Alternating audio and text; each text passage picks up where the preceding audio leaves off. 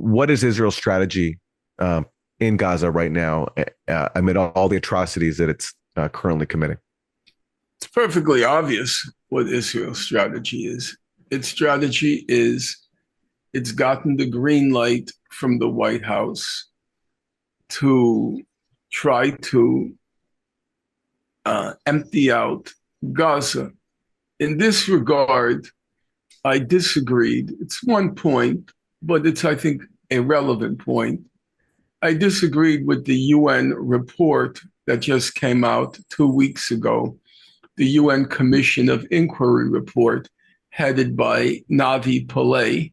It was a decent report, and it did the right thing, in my opinion, by discarding, setting aside the language of the laws of war.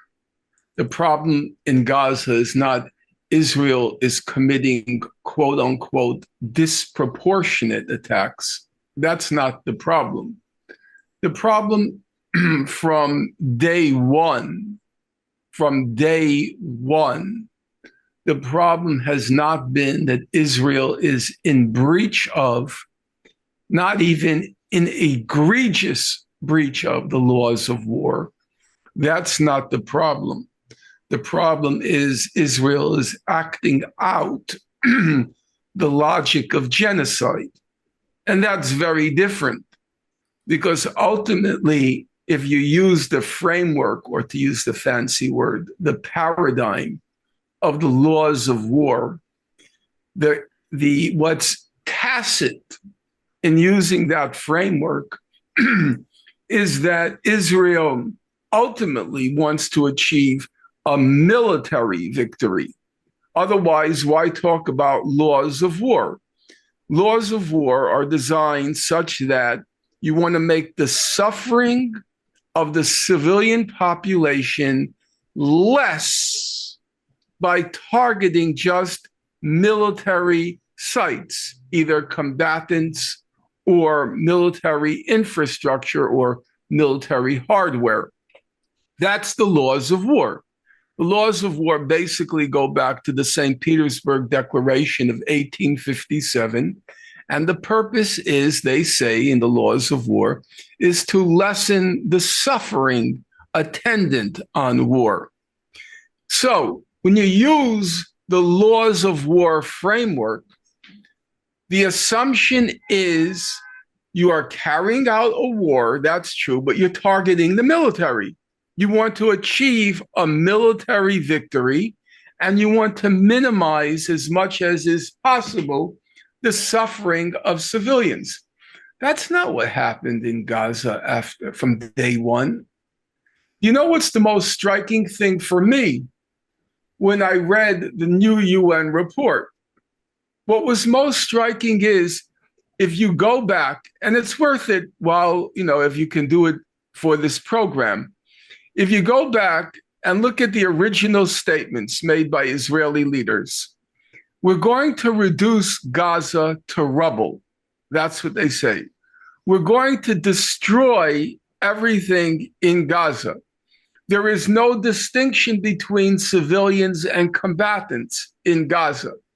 Now, you will recall, I'm sure, that Israel's apologists at the time, when they had to explain those statements, its apologists said, well, they were said in the heat of the moment. The Israelis were traumatized, they were shocked, they were indignant. And the point being to try to extenuate those statements by saying that's not what they really meant. That's not what they really intended. Well, guess what?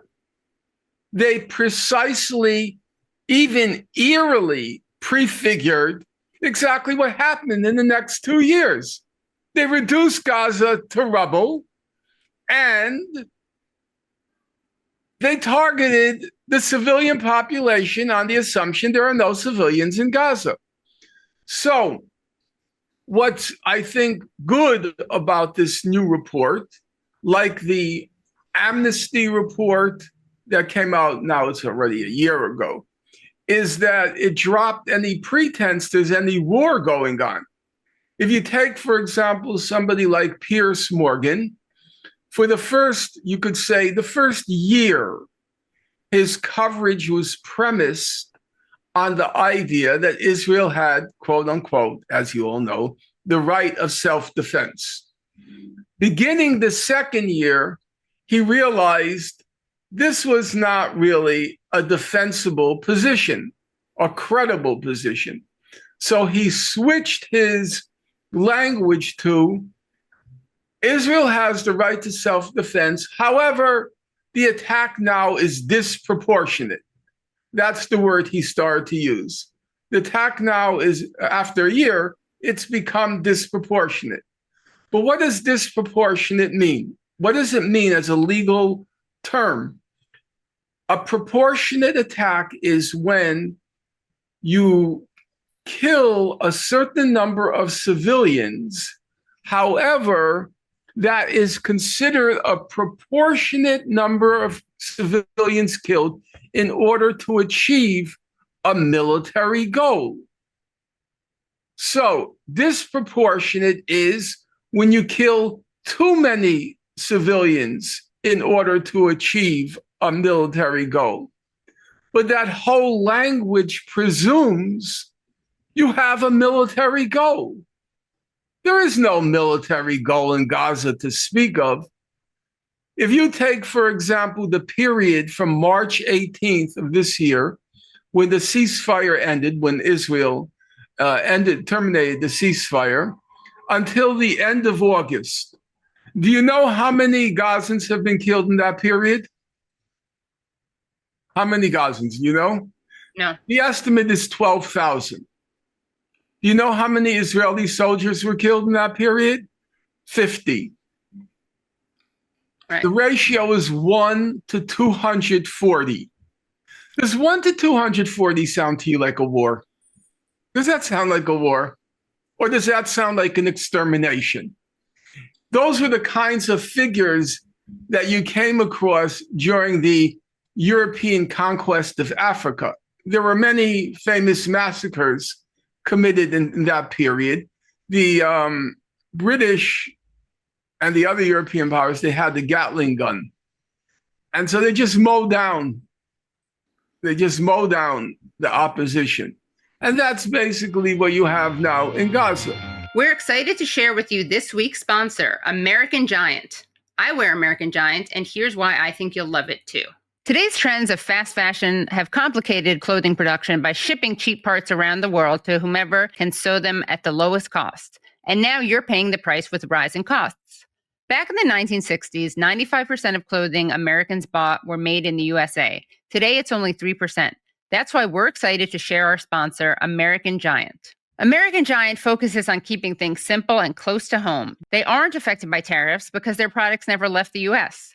But it isn't just about prices and helping the world. American Giant's clothes are comfortable too. From their famous hoodie to jackets, dresses, tees, and more, American Giant has a style and a feel that you're sure to be happy with for years to come.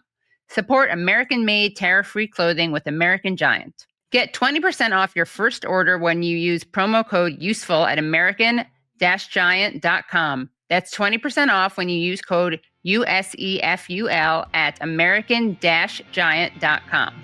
That's really helpful because it would be so ridiculous for anyone to call those wars. Yeah. I mean, we know this Exactly. intellectually, but it really makes it striking. Yeah. But nobody called them wars back then. They realized these were just massacres.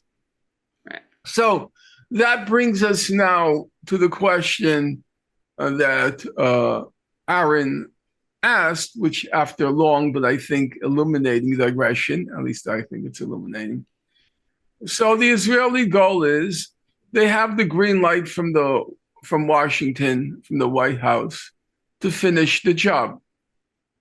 And finishing the job basically means you are going to annihilate the civilian population and pulverize its infrastructure until the people of Gaza decide on their part to leave, and on the part of the international community to exert pressure to open up the border and enable them to leave.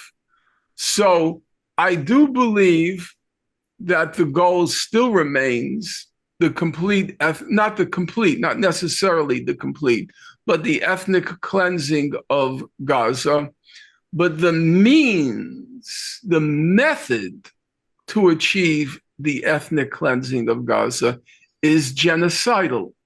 There is, if you take the wording of the Genocide Convention of 1948, you have to prove an intent to destroy a racial, ethnic, religious, national group in whole or in part. And Israel is intent on destroying the population in whole or in part, but it's not the objective per se, it's the method, the modus operandi. They will kill off, they are intent on killing off as much of the population as is necessary in order to achieve their simultaneous goal of, so to speak, persuading the people of Gaza to leave and persuading the international community to open up the border so as to allow them to leave.